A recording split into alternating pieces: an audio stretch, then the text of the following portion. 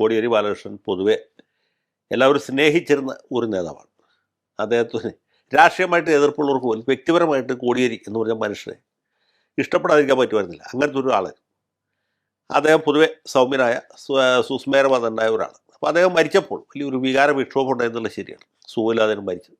കുടുംബപരമായ പ്രശ്നങ്ങളൊക്കെ ഉണ്ടായിരുന്നു. സത്യത്തിൽ കോടിയേരി ബാലകൃഷ്ണൻ്റെ പ്രതിച്ഛായ തകർത്തതിൽ അദ്ദേഹത്തിൻ്റെ കുടുംബാംഗങ്ങൾക്ക് ഇപ്പോൾ പരാതി പറയുന്ന ആളുകൾക്ക് തന്നെ വലിയ പങ്കുണ്ട്. അവർ വഹിച്ച അത്ര പങ്കൊന്നും പുറമെയുള്ള ആളുകളോ മറ്റാരെങ്കിലുമോ വഹിച്ചിട്ടില്ല. അത് നിൽക്കട്ടെ. എന്നാലും കോടിയേരി ബാലകൃഷ്ണൻ മരിക്കും. കോടിയേരിയുടെ മൃതദേഹം തിരുവനന്തപുരത്ത് ദർശനത്തിന് വെക്കണം എന്ന് അവരാഗ്രഹിച്ചു. അവർ മാത്രമല്ല, പാർട്ടിക്കാരും പാർട്ടിയെ സ്നേഹിക്കുന്ന ആളുകളൊക്കെ ആഗ്രഹിച്ചു. തിരുവനന്തപുരത്ത് തന്നെ ഒരുപാട് പേര് കാത്തു. പക്ഷേ അതിന് അവസരം കൊടുക്കാതെ അത് കണ്ണൂർ കൊടുന്ന് ദഹിപ്പിച്ചു. അതും നമുക്ക് മനസ്സിലാക്കാം. ഒരാൾ മരിച്ചാൽ അയാളോട് ചെയ്യാവുന്ന ഒരു നീതി എന്ന് പറയുന്നത് മരിച്ച അധികം വൈകാതെ സംസ്കാര കർമ്മം നടത്തുക എന്നുള്ളതാണ്. ഞാൻ അങ്ങനെ വിശ്വസിക്കുന്ന ആളാണ്.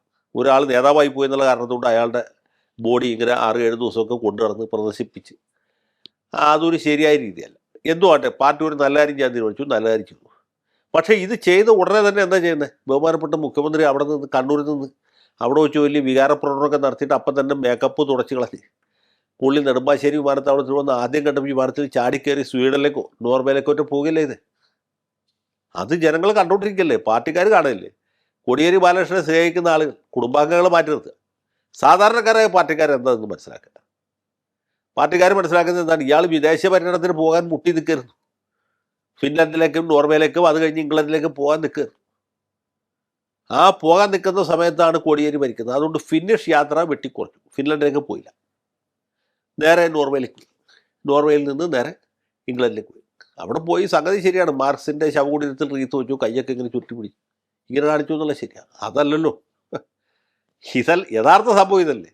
ഇത് കൊച്ചുകുട്ടികൾക്ക് അവരറിയാം പുള്ളി എന്തിനാണ് വിദേശത്ത് പോകുന്നത്. പോകുമ്പോൾ ഭാര്യയെ കൊണ്ടുപോകുന്നു, മകളെ കൊണ്ടുപോകുന്നു, കൊച്ചുമകനെ കൊണ്ടുപോകുന്നു. ഇവരൊക്കെ സർക്കാർ ചെലവിൽ ഉല്ലാസയാത്ര നടത്തുന്നു എന്നുള്ളൊരു ഇമ്പ്രഷനല്ലേ പാർട്ടിക്കാരുടെ ഉണ്ടായിട്ടുള്ളത്, സാധാരണക്കാരുടെ ഇടയിൽ ഉണ്ടായിട്ടുള്ളത്, ഇടതുപക്ഷക്കാരുടെയും ഇടതുപക്ഷക്കാരല്ലാത്തവരുടെ ഇടയിൽ ഉണ്ടായിട്ടുള്ളത്. അപ്പോൾ ഇങ്ങനെ ഒരു പരിണതിയിലേക്ക് എത്തിച്ചതിൻ്റെ ഉത്തരവാദിത്വം പിന്നെ കോടിയേരിയുടെ കുടുംബത്തോട് ചെയ്ത കാര്യങ്ങൾ. ഞാൻ പറഞ്ഞത് വിനോദിനിയുടെ കാര്യം മാത്രമല്ല. ഈ കോടിയേരി ബാലകൃഷ്ണൻ്റെ ഭാര്യ സഹോദരൻ ട്രിവാൻഡ്രം ക്ലബ്ബിൽ ചീട്ട് കളിച്ച് പോലീസ് പിടിച്ചു.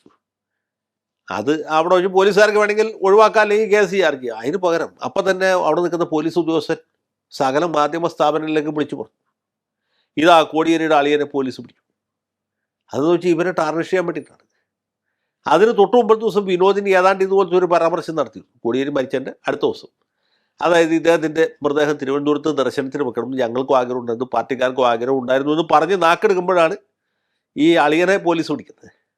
ഉടനെ തന്നെ അത് മാധ്യമങ്ങൾക്ക് കൊടുത്തു. അപ്പോൾ ഇവർക്ക് അതിൻ്റെ മെസ്സേജ് കൃത്യമായിട്ട് മനസ്സിലായി. സഖാവ് പിണറായി വിജയൻ അല്ലെങ്കിൽ പോലീസ്, അതും അല്ലെങ്കിൽ ശശിയാണല്ലോ പോലീസിനെ ഭരിക്കുന്നത്, ശശിയുടെ തിരുവിഷ്ടത്തിന് വിരുദ്ധമായ എന്തെങ്കിലും സംഭവിച്ചാൽ നമ്മുടെ സ്ഥിതി ഇതാണ് എന്ന് മനസ്സിലായി. അവർ ഒതുക്കി. പിന്നെ ഇപ്പോഴാണ് പിന്നെ വാ തുറക്കുന്നത്. മനസ്സിലായില്ല. ഇങ്ങനെ നമ്മൾക്കറിയാത്ത ഒരുപാട് നാടകങ്ങളും അന്തർനാടകങ്ങളും ഇതിൻ്റെ അകത്ത് നടക്കുന്നത്.